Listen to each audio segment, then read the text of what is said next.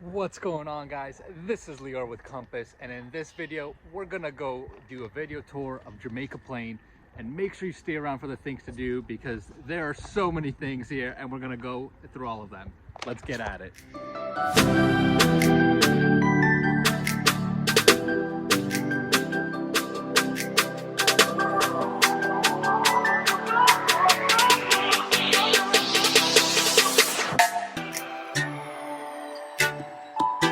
Guys, this is Lior with Compass, and in this video we're gonna do a full overview and tour of Jamaica Plain, one of Boston's most creative neighborhoods. Before we get into it, two quick things. Number one, if you guys haven't already subscribed to my channel, give me a subscribe because I do tons of videos every single week about all the different neighborhoods around the Boston area, as well as tips on buying and selling homes and investing in real estate. So if any of that is of interest, give me a subscribe and you'll be notified every time I do a new video. And number two, if you guys are even thinking about buying, selling, or investing in real estate, I love when I get calls from you guys. I get so many of them when you guys are asking for advice on where to move, how to invest, and everything in between. Shoot me a call, send me a text, send me an email, whatever pleases you, and I will help you out. So let's get into today's video, which is all about Jamaica Plain. So if you don't know where Jamaica Plain is, it's kind of nestled in between Brookline to the west, Mission Hill to the north, and Roxbury to the east. Still super close to Boston overall. You're about 15 minutes or so. And Jamaica Plain has a ton of actually a couple of the different neighborhoods around. So if we start from the north, you do have the Hyde Square area, you have the Eggleston Square area. As you go towards the east, towards Roxbury, you'll see Stony Brook, Forest Hills. Then as you kind of circle back around towards the middle, you'll have the Arboretum, the area around the Arboretum. Then you'll go to the Jamaica Hills and the pond site, which we'll talk a lot about in this video, and kind of loop back around. So there's a lot of different neighborhoods, and each one of them is actually a little different in its own. Yeah, so if you actually walk around, if you go towards the northern part and towards Roxbury, you know, you'll kind of have more of a city feeling. There'll be a lot of triple deckers. You'll have a lot more bigger apartment buildings kind of stacked on top of each other.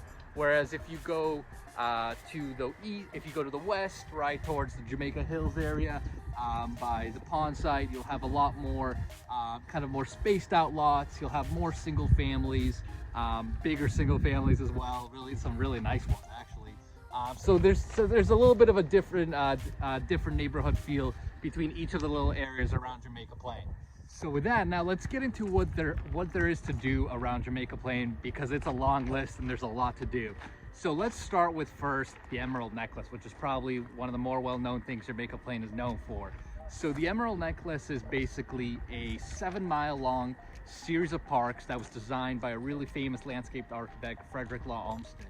And there's actually a number of really significant parks that you've probably heard of that he's designed. So if you start from the north of the city, and we'll work our way down. So at the north, you kind of have Leverett Pond and you have Olmsted Park, which are really nice places. But then what's probably the two crown jewels, I'd say, are Jamaica Pond. And if you go to Jamaica Pond, it's an absolutely gorgeous pond, about 1.5 miles all around. And if you go there in the summer, it is absolutely packed with people walking around. I mean, it really is a gorgeous, gorgeous scene. In the summer, you also have the options of taking out rowboats and other boats around, so you can go in the water. I mean, it is absolutely beautiful. And then the other component, and then the other crown jewel that you've probably heard of in Jamaica Plain is the Arnold Arboretum, run by Harvard University. Basically, it is in just about 280-acre park. That's kind of a collaboration between the city as well as Harvard. I think Harvard actually kind of leases out the land. They've got like a 1,000-year lease. But it's a big collaboration, and they have a really, really diverse set of all these different types of plants and people, and they're open year-round for you to go walk around. Enjoy a beautiful stroll, walk the dog, whatever it is. It is open every single day, and it is absolutely gorgeous. On sunny days in the summer, you'll have people walking through through it all the time. So those are some of the more famous places in Jamaica Plain. You'll also, to the east side, even though it's technically Dorchester, you do have Franklin Park Zoo, which is right on the border of JP and Dorchester. A nice friendly zoo that you can go to in the summer. And then there's also a golf course right over there, right across the street, that you can tackle as well. Now let's talk about the different restaurants and shops and cafes. So as you probably have guessed from the description of JP, there's not a lot of chains around the area for both restaurants and shops. Most of them are really independently owned, very craft kind of places. So, you know, in terms of like little coffee shops and other stuff like that, you've got Espresso Yourself. You know, you do have some I mean, you still do have some chains. You have like Cafe Nero, but a lot of them are smaller places. You also have the original JP Licks, which is a Massachusetts, famous Massachusetts ice cream place that's right now got 14 locations. JP was the original one. You got other small shops like a Cow Chocolate Nuts. You know, so you kind of have a lot of these little craft independent stores. And same thing with restaurants. If you know, you've got a really nice, you know, very crafty places, Cafe Verde, Frogmore, Wonder Spice Cafe. And the thing with all of these too, remember, is most of these restaurants and shops, a lot of them are located on Center Street, which runs through JP. That's where a lot of these, you know, you'll have a ton of these little retail spots next to each other. So you will want to go down Center Street, which kind of has most of these places. And you also have plenty of other types of shops all around Center Street.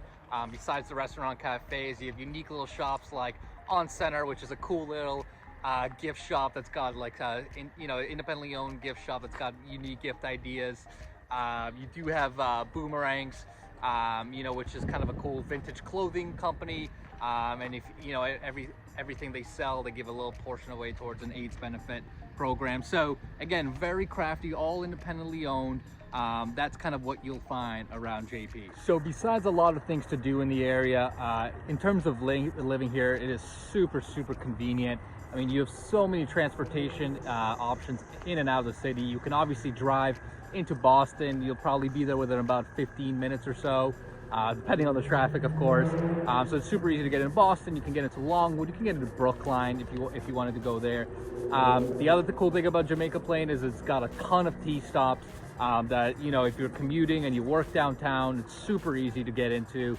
So you do have the Orange Line, right? So you have stops like Jackson Square, Stony Brook, Green Street, Forest Hills, and then you also have actually the Green E Line too, which kind of cuts right on the border of JP and Mission Hill. So you've got the Heath Street stop, which again goes through, will go through Mission Hill, Longwood, Northeastern, and then also into downtown. So amazing. I mean, obviously incredible transportation options, super easy to get in and out of the city, into Longwood, into the surrounding areas, which is why so many people live here.